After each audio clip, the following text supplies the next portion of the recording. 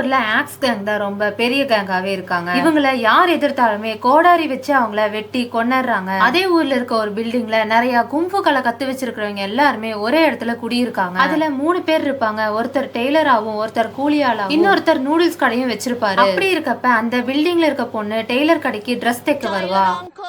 இந்த ஸ்கர்ட்ட மேல நல்லா ஏத்தி எனக்கு தூச்சு தருவீங்களா அப்படின்னு அந்த பொண்ணு வந்து டெய்லர் கிட்ட கேக்குறப்போ, அப்ப அந்த பில்டிங்கோட ஓனர் அந்த பொண்ணு கிட்ட ஃபிளர்ட் பண்ணுவாரு. உடனே அந்த பொண்ணு இருங்க ஆன்டி கிட்ட கம்ப்ளைண்ட் பண்றேன்னு போயிருவா. அதோட ஓனர் அம்மா ரொம்பவே மோசமானவங்க. ஏன்னா அங்க இருக்க ஒரு பையன் குளிக்க தண்ணி நின்றுச்சு அப்படின்னு கம்ப்ளைண்ட் பண்ணதுக்கு கூட ரொம்ப மோசமா பேசுவாங்க. 2 மாசமா வாடகை கொடுக்காத உனக்கு தண்ணி எதுக்குடா அப்படிங்கிற மாதிரி பேசினது மட்டும் இல்லாம இனிமே 2 நாளைக்கு ஒரு கதை தண்ணி விடுவணும் எல்லார்கிட்டயும் சொல்றாங்க. அவங்கள யாராவது எடுத்து பேசினாவே அவங்களோட சீக்ரெட் வெப்பனை எடுத்துருவாங்க. அதனாலே எல்லாரும் சைலண்ட் ஆயிருவாங்க. அடுத்ததான் அந்த அம்மோட ஹஸ்பண்ட் ஃபிளர்ட் பண்ணிட்டு தெரிஞ்சு அவரையுமே பொழந்து கட்டிடுறாங்க. அடுத்ததா ஹீரோ குழந்தைங்க விளையாண்டு இருந்த பாலை உடைச்சு என்ட்ரி கொடுக்கறாரு. அவங்க என்ட்ரி கொடுக்கறது வேற எந்த இடமும் இல்ல, அந்த பில்டிங்க்கு தான். அங்க முடிவெட்ட போயிட்டு நாங்க கோடாரிக்காங்க இருந்து வரோம், எங்க கிட்ட காசெல்லாம் கேட்க கூடாது, உன்ட்ட இருக்க காசெல்லாம் எடுத்துக்கூடுன்னு பேசுறப்போ அந்த பையன் கொஞ்சம் கூட பயப்படாம நீங்க என்ன மட்டும் இல்லாம இங்க இருக்க 1000 பேரையுமே சமாளிக்கணும் அப்படிங்கிற மாதிரி சொல்லி நீ முதல்ல நான் ஒரு என்ன இதுக்கு யார் ஃபர்ஸ்ட் வராங்கன்னு பாக்கலாங்கிற மாதிரி போய் ஒருத்தங்க கிட்ட அசிங்கமா அடி வாங்கிடுறான். அடுத்ததான் அங்க இருக்க ஒவ்வொருத்தரையுமே குறைச்சு மதிப்பிட்டு இவன் கிட்ட சண்டைக்கு கூப்பிடுறான். கடைசியில அவங்களோட நிஜ உருவத்தை பார்த்து இவன் தான் பயந்து போயிடுறான். கடைசியா ஓட நம்ம என்ட்ரி கொடுத்து இங்க என்னடா சவுண்ட் அப்படின்னு கேக்குறப்போ இவன் தான் எல்லாத்தையும் சண்டை கூப்பிட்டு இருக்கான்னு அந்த பையனும் சொல்லிடுறான். இந்த அம்மாவை பத்தி தெரியாத நம்ம ஹீரோ என்னம்மா குண்டம்மா உனக்கு என்ன பிரச்சனை அப்படின்னு கேட்டுட்டான். அந்த அம்மா கொஞ்சம் கூட யோசிக்காம அடுத்த நிமிஷமே செருப்பு எடுத்து டப்புன்னு அடிச்சிருது. உடனே நம்ம ஹீரோவும் இருங்க நான் என் ஆளுங்களை கூட்டிட்டு வரேன்னு சொல்லிட்டு இந்த அம்மா மேல பட்டாசை போடுறேன்னு சொல்லி அந்த கேங்ல இருக்க ஒருத்தர் மேல பட்டாசு தூக்கி போட்டுருவான். அவங்க வந்து இங்க யாரு என் மேல பட்டாசு தூக்கி போட்டாங்கன்னு கேக்குறப்போ கொஞ்சம் கூட யோசிக்காம அந்த அம்மா தானே பொய்யும் சொல்லிடுவான்.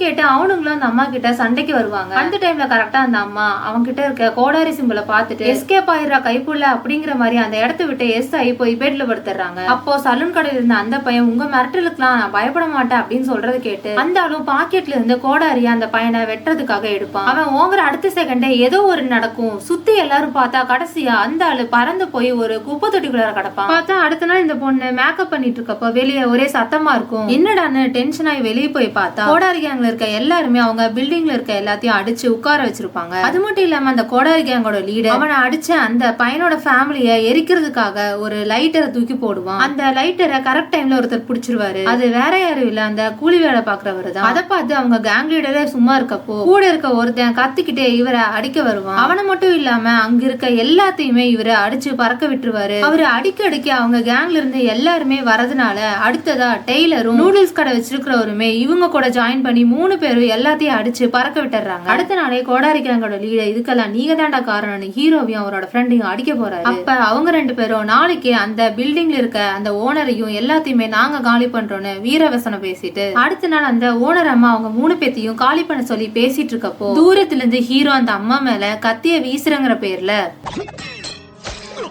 அவரு மேலே அந்த கத்திய வீசிக்கிறாரு. அதை பார்த்து ஹீரோட ஃப்ரெண்டு இப்ப பாரு நான் வீசுறேன்னு அவரு வீசுற 2 கத்தியுமே நம்ம ஹீரோ மேலதான் சொருகுது. அப்படி இருந்துமே தெரியாம ஓனர் அம்மா மேல அந்த கத்தியோட ஒரு அட்டை போய் விழுந்துருது. எவன்டா அவன் என் மேல இதை வீசினவன் அப்படின்னு கேக்குறப்போ ஹீரோட ஃப்ரெண்டு பக்கத்துல இருந்த பெட்டியை தூக்கி அந்த அம்மா மேல போடுறங்கிற பேர்ல ஹீரோ மேல அதுக்குள்ள இருந்த பாம்பு எல்லாத்தையும் கொட்டிடுறாரு. சரி அதை விசில் அடிச்சு அந்த பாம்பெல்லாம் நான் போக வைக்கிறேன்னு சொல்றப்ப ஹீரோ இப்ப பாரு நான் விசில் அடிக்கிறேன்னு சொல்றாரு. விசில் அடிக்க ஸ்டார்ட் பண்றப்ப 2 பாம்பும் அவர் வாயவே பிடிச்சிருது. அவரு அதை அசால்ட்டா புடுங்கி போட்டுறாரு. ஆனா யமன் மாதிரி ஓனரமா ஆப்போசிட்ல நின்னுட்டு இருங்கடா உங்களை பிடிக்கிறேன்ட்டு ஓடி வராங்க. தப்புச்சுரா கைப்புள்ளங்கிற மாதிரி 2 பேருமே அங்கிருந்து தெரிச்சு ஓடிடுறாங்க. இருந்துமே அந்த அம்மா விடாம துரத்திட்டு போறாங்க நம்ம ஹீரோவை. அவரும் எப்படியோ கால்ல சக்கரத்தை கட்டின மாதிரி ஓட ஆரம்பிச்சிடறாரு அந்த அம்மாக்கு டஃப் கொடுத்து. கடைசியா அவங்க 2 பேத்துக்கு ஆப்போசிட்ல ஒரு லாரி வருது. அப்போ ஹீரோ லாரிக்கு அடியவும் அந்த ஓனரமா லாரிக்கு மேல பறந்து போய் ஒரு பேனர்ல அட்டை மாதிரி ஒட்டிக்கிறாங்க. அடுத்த நாள் ஹீரோட ஃப்ரெண்டு நம்ம நண்பன் உயிரோட தான் இருப்பானா அப்படின்னு யோசிச்சுட்டு திரும்பி பார்த்தா நம்ம ஹீரோ கேஷுவலா நின்னுட்டு இருக்காரு. டே நீ இன்னும் உயிரோட தான் இருக்கியா அப்படிங்கிற மாதிரி கேக்குறாரு. இதுதான் அந்த கோடாரி கேங்கோட தலைவன் அந்த 3 கும்பு மாஸ்டரையும் கொல்றதுக்காக 2 பேரை வர சொல்லியிருப்பான். அவங்களே என்ன சொல்லுவாங்கன்னா அந்த 3 கும்பு மாஸ்டரும் ரொம்பவே திறமையானவங்க. நாங்க 2 பேர் மட்டும் இல்லாம எங்களுக்கெல்லாம் பாசா ஒருத்தர் இருக்காரு, ஆனா அவரு ஜெயில இருக்காரு அப்படின்னு சொல்றாங்க. இருந்தாலுமே இன்னைக்கு நைட்டுக்குள்ளார நாங்க அவங்க 3 பேத்தையுமே முடிச்சிருவோம்னு சொல்லிட்டு பில்டிங்க்கும் போறாங்க. ஒருத்தர் பில்டிங்க்கு உள்ளாரையும் இன்னொருத்தர் பில்டிங்க்கு வெளியும் இன்ஸ்ட்ருமெண்ட் வச்சுட்டு உட்கார்ந்துட்டு இருக்காரு. ஏன்னா இன்ஸ்ட்ருமெண்ட் வச்சுட்டு இருக்கிறவருக்கு கண்ணு கண்ணு தெரியாது. அப்படி இருக்கப்போ டெய்லர் எப்படியோ ஒருத்தர் அடிச்சு வெளியே பறக்க விட்டுறாரு. இதெல்லாம் சரி வராதுன்னு ரெண்டு பேருமே சேர்ந்து அந்த இன்ஸ்ட்ருமெண்ட்டை வாசிக்க ஆரம்பிக்கிறாங்க. பார்த்தா அவங்க வாசிக்க இவங்க எந்த ஸ்டெப் எடுத்து எதை வச்சு அடிச்சாலுமே இவங்களை நெருங்க முடியல. அது அந்த 3 குங்ஃபூ மாஸ்டருக்குமே ரிட்டர்ன் ஆகி போகுது. அதனாலயே 2 பேர் இறந்துடுறாங்க. கடைசியா ஒருத்தரை தாக்க போறப்போ அந்த பில்டிங்கோட ஓனரமா அவங்க சீக்ரெட் வெப்பன் எடுத்ததுனால இவங்க இன்ஸ்ட்ருமெண்ட் எல்லாம் பிச்சுட்டு போயிருது. அதுக்கு காரணம் அவங்க 2 பேரும் அந்த அம்மாவை கொல்லாம விடக்கூடாதுன்னு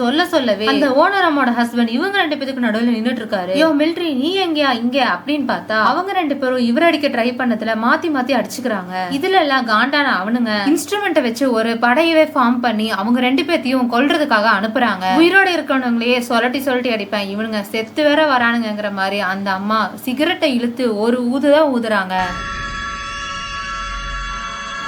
எலும்பு கூடு தூசானது மட்டும் இல்லாம அவங்க 2 பேருமே சட்டை எல்லாம் கிழிஞ்சு பறந்து போய் செவுத்துல அடிச்சு விழுகிறானுங்க. அப்போ அந்த கோடாரிக்கங்கட தலைவனும் பிஏவும் டே வண்டி எடுங்க, ஃபர்ஸ்ட் இங்க இருந்து போவோம், அது பொம்பளையே இல்ல அப்படின்னு சொல்ல பார்த்தா டிரைவர் சீட்டு பக்கத்துல அந்த அம்மாவோட ஹஸ்பண்ட் உட்கார்ந்துருக்காங்க. இவனுக்கு 2 பேருக்கு நடுவுல அந்த அம்மா உட்கார்ந்துருக்காங்க. இனிமே இந்த பக்கம் வந்தீங்கன்னா கைய காலெல்லாம் முறிச்சு போட்டுருந்தாலும் அந்த அம்மா சைகையிலே சொல்றாங்க. பயந்து போன இவனுங்க சிகரெட் கூட பத்த வைக்க முடியாம இவனுங்க மேல பத்திக்கிறானுங்க. அப்பவுமே இந்த கோடாரிக்கங்கோட தலைவன் அடங்காம நம்ம ஹீரோ வச்சு அந்த கில்லர் ஜெயில இருந்து வெளியே எடுத்துட்டு வர சொல்றான். நம்ம ஹீரோவும் பயந்துட்டே அவரு எப்படி இருப்பாரோன்னு போய் பார்த்தா பட்டாப்பட்டி உள்பனியனோட கக்கூஸ் மேல உட்கார்ந்து நியூஸ் பேப்பர் படிச்சிட்டு இருக்காரு.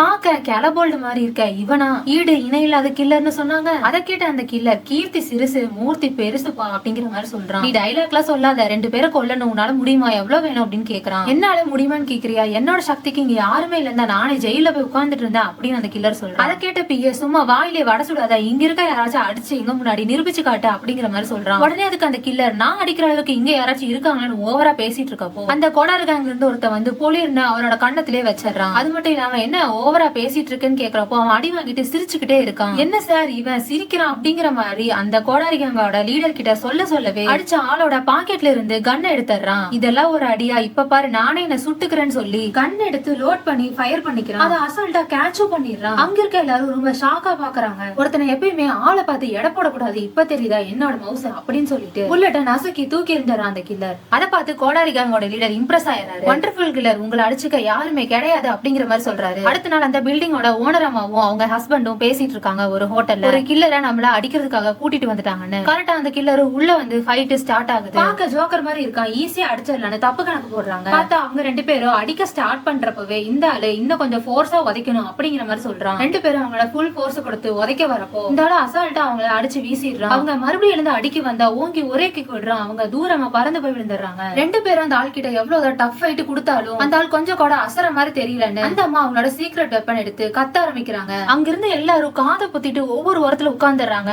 அந்த ஆளு கொஞ்சமா நகர்ந்து போயிடுறான். கத்திரியாங்கிற மாதிரி அந்த அம்மாவை ஓங்கி எட்டி உதச்சிடுறான். அப்ப அவங்க ஹஸ்பண்ட் தான் அவங்கள வந்து காப்பாத்துறாங்க. மறுபடியும் 2 பேரும் மாறி மாறி அந்த ஆள் கிட்ட சண்டை போடுறாங்க. கடைசி அந்த அம்மா அந்த பெல்ல வச்சு கத்துறான். நல்லா எக்கோவா வருமேன்னு பெல்ல அடிச்சு உடைக்க பாக்குறாங்க. அந்த அம்மாவோட சீக்ரெட் வெப்பனை தெரிஞ்சுக்கிட்ட அந்த ஆளு அவங்கள உடைக்க விடாம போய் அடிச்சுக்கிட்டே இருக்கான். அப்ப அவங்க ஹஸ்பண்ட் தான் அவங்கள காப்பாத்துறாங்க. கடைசியா எப்படியோ கஷ்டப்பட்டு அந்த பெல்ல உடைச்சிடுறாங்க. அவங்க கத்த ஸ்டார்ட் பண்ண எக்கோ கேட்டு எல்லாமே பறந்து போயிருது. அந்த ஆளுமே டாரா கிழிஞ்சிடறான். ஐயோ அம்மா தாயே என்ன விட்டு உங்க வலிக்கே வரமாட்டேங்கிற மாதிரி சொல்றான். அதை கேட்டு அவங்களும் விட்டுறாங்க. பார்த்தா ஒரு ஷார்ப்பான பொருளை வச்சு 2 பேரோட வயிற்றுலயுமே குத்திடுறான். அவங்க 2 பேரும் அப்பவுமே விட்டு கொடுக்காம டஃபா ஃபைட் கொடுக்குறாங்க. அப்போ இந்த கோடாரி கேங்கோட லீடர் நம்ம ஹீரோ நீ போய் அடிடா, அவங்க 2 பேத்தையும் அடி அப்படின்னு சொல்றப்போ நம்ம ஹீரோ அந்த கோடாரி கேங்கோட லீடரை ஒரு கல்லை வச்சு அடிச்சுட்டு உங்களை ஃபர்ஸ்ட் அடிச்சு பாத்துக்கிட்ட தலைவரே அப்படிங்கிற மாதிரி சொல்றான். டேய் ஃபர்ஸ்ட் போய் அவங்கள அடிடான்னு சொல்றப்போ கில்லரை போய் அடிச்சிடுறான். அதனால அந்த 2 குங்ஃபூ மாஸ்டருமே எஸ்கேப் ஆயிடுறாங்க. அதுக்கு டென்ஷன் ஆன கில்லர் நம்ம ஹீரோவை போட்டு பொளந்து எடுத்துறான். கடைசியா ஹீரோ அப்பவுமே அடங்காம ஒரு குச்சியை வச்சு கில்லரோட தலையிலேயே தட்டுறதுனால கடுப்பான கில்லர் தரையிலேயே நம்ம ஹீரோவோட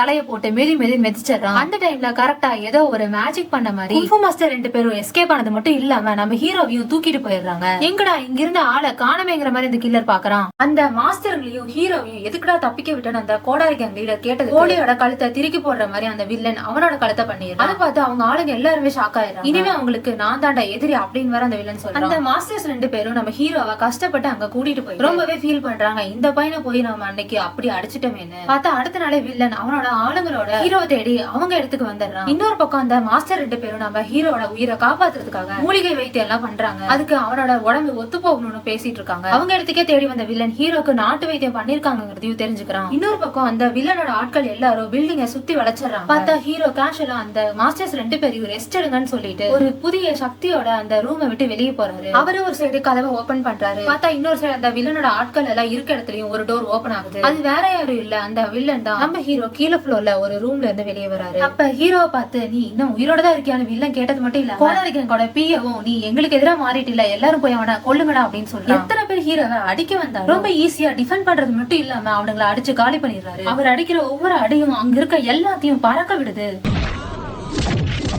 இது மாதிரி கடைசியா ஹீரோ அந்த ஆளுங்களை எல்லாம் அடிச்சு போட்டுட்டு வில்லன் கிட்டையும் போயிடுறான். வில்லனையும் போட்டு 4 அடி கொடுத்து பறக்க விட்டாலும் கடைசியா எங்க இருந்த பவர் வந்த மாதிரி அந்த வில்லன் ரொம்ப டஃப் கொடுத்து ஒரு ஃபைட் கொடுக்குறான். அப்ப ஹீரோ ஒரே ஒரு மிதிதான் மிதிக்கிறாரு. அதை தாங்க முடியாம கடைசியா ஒரு சீக்ரெட் வெப்பன் எடுத்தாரு. ஹீரோ வில்லனை பார்த்து என்ன ஏதோ தவளை மாதிரி மாறிட்டு இருக்கான்னு பார்த்தா கடைசியா அவன் சீக்ரெட் வெப்பனே தவளை மாதிரி எங்க வேணாலும் அவன் பறந்து போறதுதான். என்னடா இவன் குரங்க விட மோசமா தாவறான்னு நினைக்கிறப்போ கீழ இருந்து பறந்து வந்தவன் ஹீரோவை பறக்க விட்டுறான். ஹீரோ பறந்து வானத்துக்கே போய் கடைசியா ஏதோ ஒரு சக்தி அவருக்கு வந்த மாதிரி கழுகு மேலேயே நின்னுட்டு இருக்காரு. அதே சக்தியோட அவரு திரும்ப பூமிக்கு கீழே வரப்போ ஒரு தீ மாதிரி வராரு. அத கொஞ்சம் கூட வில்லனால தாக்கு பிடிக்க முடியல. அவரு மேல இருந்து அவரோட கைபாதத்தை காட்டினா கீழே அச்சு மாதிரி விழுகுது. இதையெல்லாம் பார்த்து மிரண்டு போன வில்ல என்ன விட்டுருங்க, நான் இனிமே இப்படி பண்ண மாட்டேன்னு சொல்லிட்டு அந்த மாஸ்டர் 2 பேரையும் எப்படி குத்துறானோ அதே மாதிரி ஹீரோவையும் குத்த வர அவரு ரொம்ப அசால்ட்டா அதை வாங்கி ஒரு பூ மாதிரி பண்றாரு. அதை பார்த்த வில்ல ரொம்பவே பயந்து போயிட்டு குருவே என்ன மன்னிச்சிருங்க, இனிமேல் கண்டிப்பா உங்க வலிக்கே வரமாட்டேன் அப்படிங்கிற மாதிரி கெஞ்சுறாரு. அவரும் அந்த பூவை ரொம்ப கேஷுவலா பறக்க விட்டுறாரு. இதோட இந்த ஸ்டோரி எண்ட் ஆகுது. இது மாதிரி ஸ்டோரிஸ்க்கு சினிமா நேஷன் சேனலை சப்ஸ்கிரைப் பண்ணிக்கோங்க. அதே மாதிரி நீங்க 90s கிட்ஸா இருந்து இது உங்களோட ஃபேவரட் மூவியா இருந்ததுன்னா ரெட் ஹார்ட்னா கமெண்ட் பண்ணுங்க. தேங்க்யூ.